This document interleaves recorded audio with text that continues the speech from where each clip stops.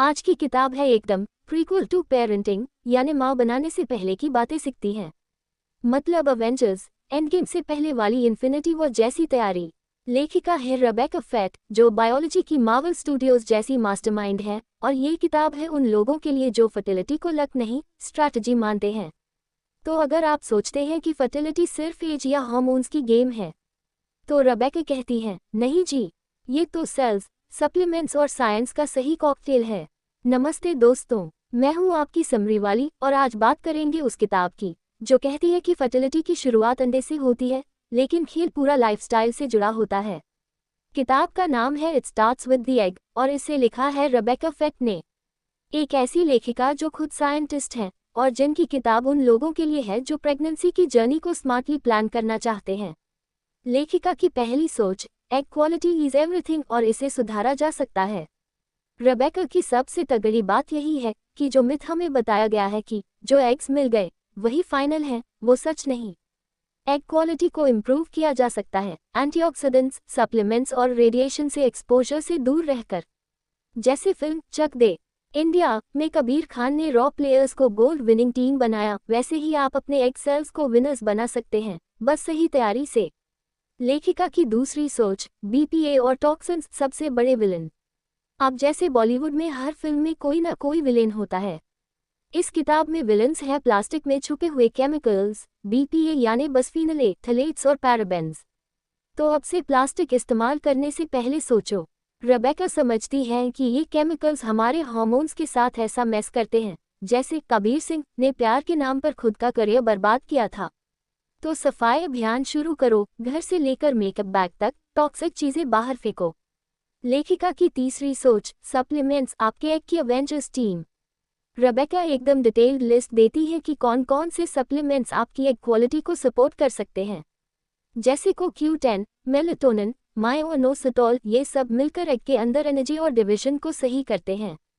हाँ, लिख लो, CoQ10, melatonin, मेयोइनोसिटोल। मतलब जैसे दंगल में पहलवानों को प्रोटीन और कोच की जरूरत थी, वैसे ही आपके एग्स को एंटीऑक्सीडेंट्स और सही एनवायरनमेंट की जरूरत है।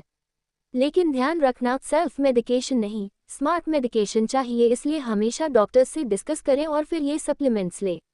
लेखिका की चौथी सोच, आईवीएफ की सक्सेस एग क्वालिटी से जुड़ी होती है। रेबेका ये भी बताती है कि आईवीएफ की सक्सेस रेट सिर्फ डॉक्टर या टेक्निक पर नहीं, आपके एग्स की इंटरनल स्ट्रेंथ पर डिपेंड करती है। अगर एग्स ऑक्सीडेटिव स्ट्रेस से लड़ नहीं पा रहे तो एम्ब्रियो क्वालिटी भी गिरती है। इसलिए आईवीएफ से पहले कम से कम 3 महीने एग क्वालिटी पर काम करना, 3 महीनों की हार्ड ट्रेनिंग से एक गोल्ड मेडल वाली बात है। आगे बढ़ने से पहले, यदि आपको ये समरी अच्छी लग रही है तो प्लीज़ लाइक, शेयर और सब्सक्राइब ज़रूर करिए।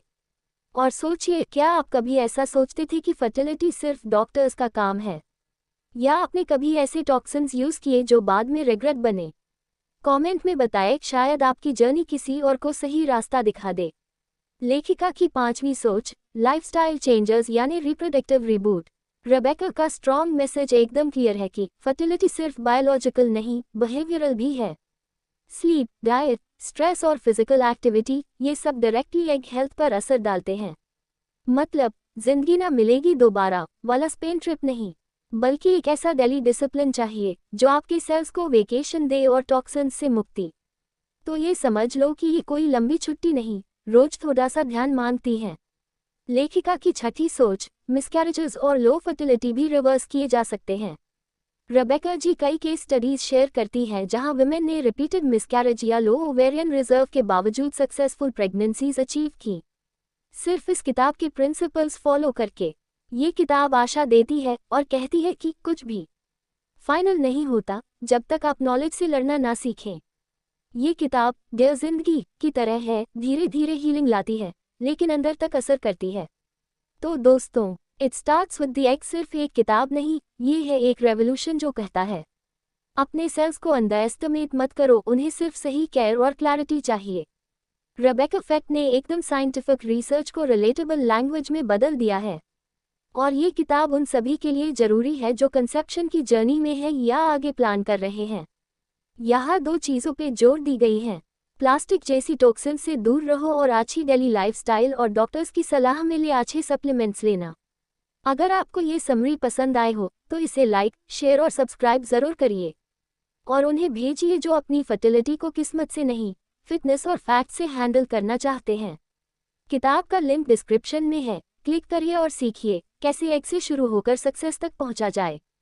मैं हूं आपकी समरी वाली, फिर मिलूंगी एक और नॉलेज बॉम्ब के साथ। तब तक याद रखिए, बायोलॉजी बोरिंग नहीं होती जब उसमें थोड़ा बॉलीवुड, थोड़ा ब्रेन्स और ढेर सारा विश्वास हो।